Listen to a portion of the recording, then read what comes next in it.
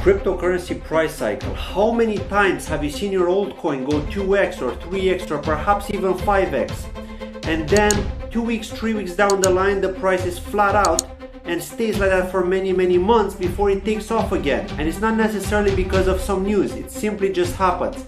So you may be wondering, why is it that happens? Because you then see other altcoins repeat the same cycle. Well, let's find out in this video. Stay tuned. Okay, so I'm going to be talking about the price pumps. I'm going to be explaining to you the 3 different points on how price pumps actually happen. If you're new to cryptocurrency, you're probably going to find this interesting because you've seen price pumps, you've heard of price pumps from other people, but you don't actually know how they happen. So hence why it's very important for newbies to be educated and understand how this works. So I'm going to start with option number 1 here, and that is pump and dump groups. Now, they don't really happen when it comes to the stock market because it is illegal to be part of a pump and dump group, and the exchanges will actually block you. If they notice any kind of illicit activity, they do block you. Now, with cryptocurrency exchanges, some of them try to avoid this kind of behavior, but most of them don't. Most of them don't have anything to protect against it, to detect it, and to ban people like that, right? They cannot really tell either that you're trying to pump and dump because with cryptocurrencies, the liquidity just isn't there. And I'm not talking about Bitcoin here. I'm talking about mostly altcoins, especially the low market cap ones. The ones that you see on CoinMarketCap that are like under $10 million. In total, they're quite easy to pump. So pump and dump groups normally decide to pump a specific cryptocurrency at any random point in time, right? So perhaps maybe they'll do one a day, one a week, who knows, right? But normally what they try to do is they try to private message people in Telegram from these different groups of different projects, and they'll try to attract you into those pump and dump groups so that you can be a target, and not necessarily a target but a victim of the pump and dump, because you're probably not going to profit, right? More than likely you're going to lose money. That's what's going to happen. So you'll be going to that pump and dump group, they'll give you an alert, they'll tell you, like, I don't know, maybe 10 seconds after the pump started or 20 seconds after it started, they'll say, we're going to be pumping this coin on this exchange, you know? But by that time, the leader of the pump and dump group would have bought that specific cryptocurrency at a very low price. So they're giving their VIP members maybe like a 1 second or 2 second notice before the rest of the people, right? People that haven't paid. So normally they'd ask you for money to join these groups. That's why they're actually very dangerous, and they're illicit, illegal, pretty much to take advantage of newbies, right? People that don't know what pump and dumps are, so that they can make a lot of money from your lack of knowledge. Okay, we could say that. So that's why they're very dangerous, but unfortunately this is what is pumping the price. And again, if you're not part of a pump and dump group but you happen to hold that coin or token, you may actually benefit from that, right? Because when you see this happen and you've got the funds on the exchange or even in your wallet, and you see the price go up a lot, maybe by the time you send the funds to the exchange, the price would have already dumped 20% or so, but had it pumped maybe 40 or 50% from the time you got in, you're already making a huge profit. So hence why you could flip that. For example, you could sell, get a profit, right?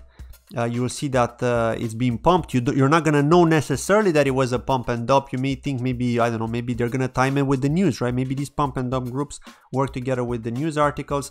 They check to see when something is posted or when something big is due, say an event or something, so they start the pump. You think maybe it's not even a pump and dump group doing it, maybe you're thinking it's the news.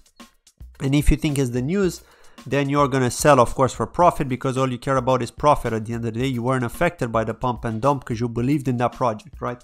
So this is an example of how a price may actually pump. Now let's look at the second example, and that is crypto whales. Now, crypto whales are usually millionaires, people that have a lot of money, and they decide to start pumping a specific cryptocurrency, right? For no particular reason at all. Or maybe they do believe in it, maybe they like it, maybe they like what the team is doing, or maybe they just want to play with other people's sentiments and kind of time the news like with the pump and dump groups, just so that they can pump the price, generate some FOMO, and then they're going to sell straight into your buy orders. So what will happen then is they're going to make, maybe even if they spend a lot of money to pump it, if they sell, if they dump their whole bags, maybe not necessarily all at once like a pump and dump group, but in time, they're probably going to make a 10 to 15% profit. And when we're talking about $1 million or even 500K or so, depending on the market cap of the token or the coin that they're pumping, they could be making a lot of money, right? They could be making 100K by doing one of these pumps and then selling gradually, right? So that could actually happen too. That does happen on bigger exchanges, right? Crypto whales are there. They are usually VIP members because they have so much money, and exchanges just love them because they generate a lot of liquidity, they generate a lot of money, a lot of trading activity, and so on. So that attracts smaller traders too. So yes, crypto whales, the millionaires, are usually also involved in these price pumps, right? They also are responsible for these price pumps happen. Now, leverage traders, point number 3. Now, if you don't know what leverage traders are, these are traders that are maybe trading with lower amounts of money, but with high leverage. So what does that mean? Well, maybe they're trading with $10,000, which may not seem like a lot of money to some people, and may seem like a lot of money to other people.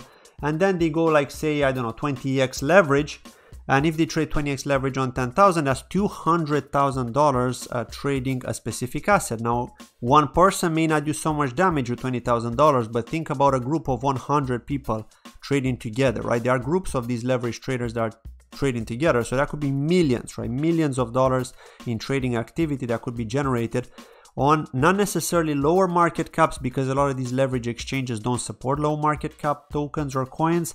Usually the bigger ones like Bitcoin, Ethereum, Litecoin, XRP, and BNB, and even Chainlink on some of them. But they do actually have a lot of power, right? They could together in a large group, they could actually influence the price quite a lot. So they might even talk between each other and say, okay, let's pump this price so that we could take advantage and then sell.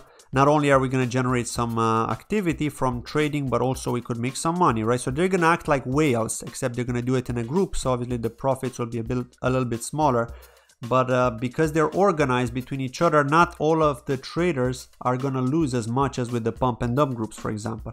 And one other point which I haven't actually mentioned here, I would say is probably the 4th point, are cryptocurrency news. When you get news on Twitter, news on Medium, and news on the media, like for example on Cointelegraph, which is a really big cryptocurrency news website. When big news happen and are posted, then that's when pumps happen too, right? That does generate a lot of FOMO, fear of missing out. People are desperate to get in, and these guys are pumping in advance. They're kind of acting like the pump and dump groups up to a certain extent. They buy in when the price is low, when there's no information about it, and then they just decide to sell after the news were posted, or maybe even paid media. So pump and dump groups not necessarily can influence the paid media aspect, but the whales, like from point number 2, the crypto whales can influence paid media. And that is a really dangerous thing that could happen, and something that you should be careful of. When you see massive pumps, just don't FOMO in, just wait for everything to cool down again. Check the support, which is the area where you see that the price dipped to before and held quite well, and that is quite safe. Again, the support area isn't always the best. Sometimes it could go under it, but at least it's a safer bet than getting in on a pump, right? Because they're going to eventually dump on you. It's as simple as that. So that was it from today's video. Again, if you enjoyed this type of educational video, if you found value, please hit that like button. I would very much appreciate it. And don't forget to comment if you have anything to say. As always, thank you very much for watching, and I'll see you in my next video. Take care. Bye-bye.